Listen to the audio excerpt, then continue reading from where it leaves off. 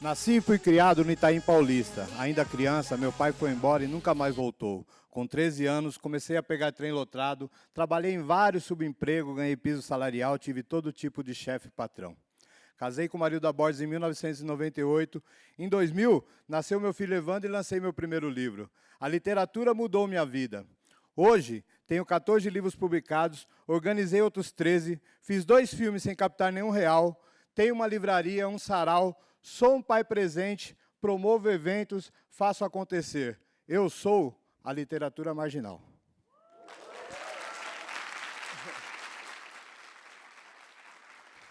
Boa noite, Ted. Satisfação estar aqui com vocês. Vim contar algumas histórias dos meus 19 anos de carreira. Como escritor, a princípio, eu entrei na cultura através da literatura. Trabalhei também com cinema e TV, né? Então, eu queria contar um pouco de algumas coisas que aconteceram nesses 19 anos. Mas eu queria primeiro contar uma história para vocês, que é um divisor de águas para mim. Essa história é um divisor de águas justamente porque separa o Alessandro Buzo, que era vendedor de alimento na zona cerealista no centro de São Paulo, do cara que foi trabalhar com qualquer coisa, contanto que tivesse uma ligação cultural. E essa história se passou no meu último emprego formal, vendendo alimentos. O meu patrão me chamou um dia de manhã, com o jornal Estadão na mesa dele. Ele olhou para mim e falou: "Pô, Buzo, o que está acontecendo, cara? Tem uma meia página do jornal Estadão aqui, falando que você é, entre outras coisas, um dos ícones da literatura marginal, que você é um monte de outras coisas, e como que você trabalha aqui do meu lado, na minha frente, todos os dias, há mais de um ano, e eu não sabia nada disso?" Olhei para ele e só tinha uma verdade para falar para ele. Falei: seu Pedro Logiodes. Falei: seu Pedro, eu evito de falar, por experiências próprias em outros empregos, eu evito falar sobre cultura no trabalho, porque no dia a dia, na hora do café, na hora da água, vai rolar uma conversa paralela e acaba não agradando os patrões. Então, eu evito de misturar a minha vida artística com a minha vida profissional. Ele foi muito gentil em dizer que, a partir daquele momento, quando eu tivesse alguma coisa bacana para compartilhar, que podia contar com ele, podia falar para ele. Então, achei muito bacana da parte dele. Mas, voltando mais para trás da minha história, bem mais para trás, como eu falo na poesia, que meu pai foi embora e nunca mais voltou, ele passou a não ajudar, desde que foi embora, financeiramente. A minha mãe era dona de casa e virou empregada doméstica. Com isso, eu com 13 anos de idade, em 1985, tenho 46 anos, em 1985, com 13 anos de idade, eu arrumei um emprego de office boy no centro de São Paulo, na Praça da Sé, num escritório de contabilidade, onde, entre idas e vindas, eu trabalhei bastante tempo lá. Trabalhei cerca de 10 anos lá. E foi na Praça da Sé, empregado, trabalhando, que eu conheci as drogas. Eu morava lá no Itaim Paulista, com droga do lado, com crime do lado, e nunca me envolvi. E no centro, trabalhando, empregado, eu conheci a cocaína.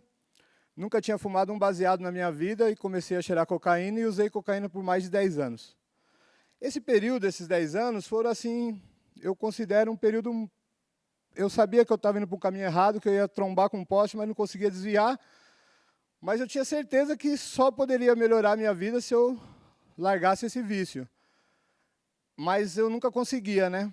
O vício era sempre maior, mas também nunca deixei de trabalhar. Nunca fui roubar, nem fazer nada para sustentar meu vício. Sustentava com o meu próprio trabalho, com o meu próprio dinheiro. E 3 fatores foram predominantes para que eu deixasse as drogas para trás. O primeiro dele foi que eu voltei a ler. Eu já tinha o hábito da leitura que a minha mãe tinha me dado quando eu era criança. Ela me levava gibi da Turma da Mônica, ela me levava os primeiros livros, Ziraldo, Menino Maluquinho. Minha mãe sempre me incentivou, eu e meu irmão, a ler. Então, um amigo meu montou um sebo no Itaim Paulista, chamado Sebo Mutante. E aí eu passei a frequentar esse sebo, comecei a ler alguns livros que eu comprava, outros que eu pegava emprestado lá, Capitães de Areia, Jorge Amado e tantos outros livros maravilhosos que eu conheci lá no sebo. Esse voltar a ler me ajudou. Outra coisa importante foi que eu conheci o hip-hop, e o hip-hop me tocou, falou comigo. Eu comecei a enxergar nas letras de rap as coisas que eu vivia no meu dia a dia, então essa proximidade com o hip hop, primeiro como fã, depois fazendo alguns trabalhos ligados ao hip hop, também foi importante para que eu deixasse as drogas para trás, seguisse um novo caminho. E, por fim, o principal foi que eu arrumei uma namorada que virou minha noiva e que virou minha esposa depois. E um dia eu cheguei para ela, a gente ainda era noivo, cheguei para ela e falei: porra, eu uso droga, eu sou viciado em cocaína e eu queria te falar isso, né? Antes que a gente case sem você saber. Ela desmoronou, começou a chorar, ficou muito emocionada e decepcionada e não esperava. E aí, naquele momento, eu percebi, ou eu continuava noivo, ou eu continuava usando droga. Eu decidi continuar noivo e estou casado há 20 anos. As drogas ficou para trás. E como que eu virei escritor? Morando num bairro periférico, onde não tinha biblioteca. Como que eu virei escritor? Eu pegava os trens, né, desde os 13 anos, e um dia eu achei um panfletinho da ouvidoria da CPTM, Companhias Paulistas de Trens Metropolitanos. E o trem era horrível, meu. O trem, naquela época, hoje ainda é superlotado, mas naquele tempo era horrível. Tinha buraco no chão tampado de madeirite, assoalho furado, tampado de madeirite. Quando chovia, pingava pelo lustre. A água caía dentro do trem. Dependendo da chuva, chovia mais dentro do que fora. E quando acontecia alguma depredação, alguém se rebelava e fazia alguma coisa, era sempre os vândalos destroem os trens que saía na mídia. E eu não aceitava isso porque a gente sabia o que tinha acontecido antes das pessoas se rebelarem. Todo o descaso que nós tínhamos passado, ninguém contava. Então, eu resolvi escrever um texto com a minha experiência de leitor e um pouco de eu gostar, desde da escola, de fazer umas redação. Escrevi um texto chamado Ferrovia Nua e Crua. Era a visão do usuário do que a gente passava. Eu não tinha computador em casa, nunca tinha feito uma conta de e-mail, porque naquele tempo, né? A gente está falando, antes de eu lançar meu primeiro livro, a gente está falando de 98, poucas pessoas tinham computador em casa na periferia. Um primo meu criou uma conta de e-mail e mandou o texto para a ouvidoria da CPTM e não tivemos nenhuma resposta. Ou ele deixou de ver a resposta também, pode ser. Aconteceu dele deixar uma vez de... Logo, eu tinha acabado de lançar meu primeiro livro e o programa Provocações da Bujan mandou um e-mail querendo me entrevistar e a gente só viu 4 meses depois. Eu perdi. Depois, quando eu voltei na Bujan, quando eu fui finalmente lá, ele falou assim: uma vez você se negou a vir aqui, né? Eu falei, mais ou menos isso. Enfim, como a ouvidoria não deu bola para o meu texto, eu peguei os jornais impressos, que eu tinha o costume de ler jornal impresso, né, das bancas, peguei o endereço lá de todos os jornais, Folha, Estadão, o Diário Popular, na época, e mandei o meu texto para ver se alguém fazia uma matéria falando sobre a nossa visão dos usuários. De novo, fomos deixados no vácuo. Ninguém respondeu. Ninguém fez uma matéria. Aí, para não perder o texto, eu decidi tirar 50 cópias desse texto e distribuir para as pessoas que pegavam o trem comigo. A gente pegava a maior galera todo dia, era a maior festa. A parte boa da condução lotada é que era a maior festa. Maior festa meio louca, assim. Era surreal. E aí, distribuí para essas pessoas que ninguém comentou nada no dia. No dia seguinte, todo mundo veio falar do texto. Ah, eu me senti representado pelo seu texto. Ah, por que ninguém nunca falou isso antes? Finalmente alguém falou a nossa versão. E aí, com o passar dos dias, essas pessoas começaram a falar: por que você não escreve um livro do trem? Hoje existe uma cena, você imagina para que lado você vai, mas naquele tempo não tinha.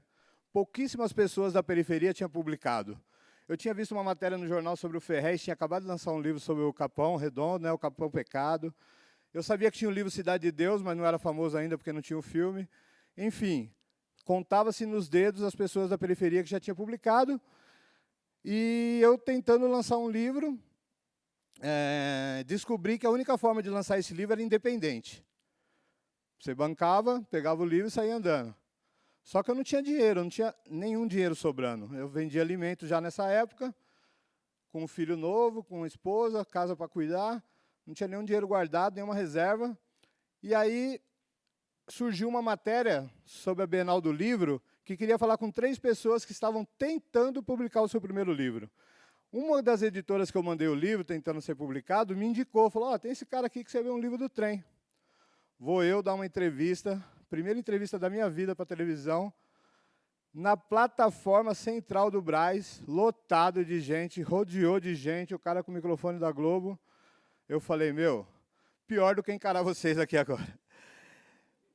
Eu olhei e falei, será que eu vou conseguir falar com esse cara? E aí desliguei, não olhei mais para as pessoas, para ver se eles estavam gostando ou não, e falei só para o repórter. A matéria foi para o ar, todo lugar que eu passava, os caras, pô, te vi na televisão, pô, te vi na televisão, pô, tô famosão, hein? Aí passou o tempo, né, mano, o livro não existia, algumas pessoas, e o livro? Puta, o livro não existe, e aí com o tempo eu já não aguentava nem explicar mais isso. Um dia eu estou lá vendendo alimento, meio viajando nas ideias, meu gerente me chamou, não era a mesma empresa, né, era antes, né, não era o seu Logiodes lá na frente, 7 anos depois, ainda era 99, 2000 que eu lancei meu livro. E aí o meu gerente me chamou e falou assim, e o livro? Aí eu falei, porra, até você, o livro não existe. Ele falou, o que falta para existir? Eu falei, a única forma é eu arrumar um dinheiro para lançar o livro independente e eu não tenho esse dinheiro, não tenho de onde tirar. Aí ele pediu uma cópia do livro, entregou para o dono da empresa. Eu não botei muita fé, porque o dono da empresa mal falava bom dia, mas enfim. Passou um fim de semana prolongado, toca o meu interfone na minha mesa, era a secretária do dono da empresa pedindo para mim ir até a sala dele. Eu falei, deu ruim, mano, ele deve ter lido que o pessoal fumava uns baseados no tempo, sei lá o que, vai me mandar embora. Deu ruim. Aí eu pensei, não, se tivesse dado ruim, não precisava ter se dar o trabalho, né? E aí subi lá, ele olhou para mim e falou, eu li seu livro. Fiquei orgulhosão, né? Porra, leu meu livro. Ele falou, eu li seu livro e gostei. Como que eu posso te ajudar? Eu falei, eu preciso de X valor para virar 500 livros. Ele falou, eu te dou 1/3 do que você precisa. Pô, 1/3 de 3 mil, R$ 1.000, legal. Mas se eu não arrumasse os outros 2, nunca ia pegar o 1.000 dele, fui embora meio decepcionado. Mas depois, pensando bem, liguei em algumas editoras independentes que eu já tinha falado e ofereci os R$ 1.000 dele de entrada e parcelei o restante e virei escritor. Peguei um livro na mão. Vou contar só uma historinha do lançamento do meu livro. Estamos falando de dezembro de 2000, no Itaim Paulista, lá no 40 quilômetros do centro de São Paulo, lá no Fundão. E eu tinha colocado, o livro era O Trem, baseado em fatos reais. Nem vou contar, porque não está no script, eu nem ia contar, mas eu vou falar rapidinho. O livro chamava O Trem, baseado em fatos reais, porque eu fiz uma pesquisa no Último Vagão com 3 nomes possíveis. O pessoal do Último Vagão achou baseado em fatos reais incrível. Ganhou disparada. Aí, eu tinha colocado a letra de um grupo de rap famoso, o grupo RZO, tem uma música famosa que chamou Trem. E eu tinha colocado a letra da música do RZO nas páginas do meu livro, com os devidos créditos, é claro, sem pedir autorização. Aí, conhecendo umas primeiras entrevistas que eu dei na revista Rap Brasil e tal, descolei o contato de alguém do RZO e liguei. Já ia ser o lançamento do livro. Alô, é do RZO? É. Mano, é o seguinte, escrevi um livro aqui, mano, sobre a periferia de São Paulo, sobre a Zona Leste. O trenzão aqui é mó veneno, mesma coisa aí da Zona Oeste. E a mesma coisa que vocês falam na música, eu falo no livro. E o livro está na mão, aí o cara friamente falou, se você está ligando para falar que você está com o livro, você não está ligando para pedir autorização, né? Eu dei uma... Depois desse balde de água fria, eu falei, não, realmente eu não estou. Mas ele falou, então o que você quer? E eu, desconhecido, ninguém nunca tinha ouvido falar de mim, humildão, falei. Queria saber se alguém do RZO não ia no lançamento do meu livro, né? Detalhe, só um pequeno detalhe. Eu, por falta de experiência, marquei o lançamento do livro para o dia 24 de dezembro de 2000. O cara falou para mim, vou conversar com o pessoal hoje no ensaio do grupo, e se alguém for, eu te aviso amanhã, me liga amanhã. Liguei no dia seguinte, sabendo, certeza que eu ia tomar um dispenso, né? Tinha certeza. Alô, beleza? Eu liguei ontem do livro, ele falou, mano, o Sandrão falou que vai. Pô, o grupo era Elhão, Sandrão, DJ Cia, Negrali, né? O Sandrão era um dos 2 principais vocalistas, né, mano? Pô, mano, o Sandrão falou que vai. Só você mandar um carro buscar ele em Pirituba e depois ele vai de volta. Eu fiz 2 filmes sem captar nenhum real. Mas, antes disso, eu cheguei na televisão. Como que eu virei apresentador de televisão? uma produtora de vídeo que eu trabalhava, chamada DGT Filmes, ela fez um projeto de um programa de televisão onde eu era o apresentador que ia mostrar as coisas bacanas da periferia. E aí, quando a gente mandou para a TV Cultura falou assim, Buzo, vocês querem adaptar o projeto de um programa para um quadro de 5 minutos e entrar no programa Manos e Minas, que vai para o ar agora, que vai começar a ser exibido? Foi assim que eu virei apresentador de televisão. 3 anos depois, fazendo o Busão Circular Periférico na TV Cultura, me ligaram de novo da SPTV, lá atrás eu dei aquela entrevista, né? Você mostraria a periferia com a mesma legitimidade que você mostra na TV Cultura aqui na Globo?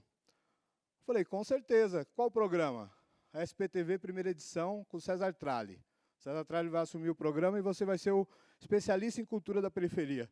Estou dentro.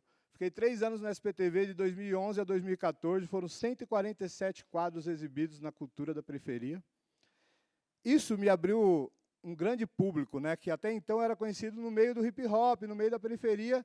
O SPTV me levou para um grande público. Uma vez eu estava num mercado na Casa Verde, vinha vindo uma senhorinha assim, ela era um pouco corcunda, e aí eu não sabia se ela estava olhando para mim ali, ou se era o jeito dela andar. E quando eu chegava na quebrada, eu falava, mano, estamos chegando aqui no Capão Redondo para mostrar o projeto Interferência, vamos chegar que é nós que tá. E aí, essa mulher veio, e quando ela parou perto de mim, ela olhou para mim e falou, é nós que tá. Para encerrar, eu queria dizer que fiz um filme no ano de 2010, chamado Profissão MC, que tem o cantor Criolo de protagonista, um ano antes dele estourar com o álbum Nó na Orelha. E, recentemente, o ano passado, 2018, eu realizei meu segundo filme como diretor, um longa-metragem chamado Fui, gravado em São Sebastião, no litoral norte de São Paulo, só com moradores atuando. São 33 moradores atuando. Essa é um pouco da minha vida, essa é um pouco da minha história. Eu queria encerrar também com uma poesia que é assim. Me chamo Alessandro Buzo, orgulho de ser brasileiro, não só em ano de Copa. São Paulo, metrópole, minha terra, meu lugar. Sou lá do fundão da leste, lugar de Caba da Peste. O Itaim é o paulista, não é o Bibi dos Boy.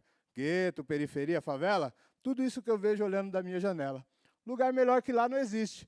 É lá que eu escrevo meus livros, é lá que cresce o meu filho.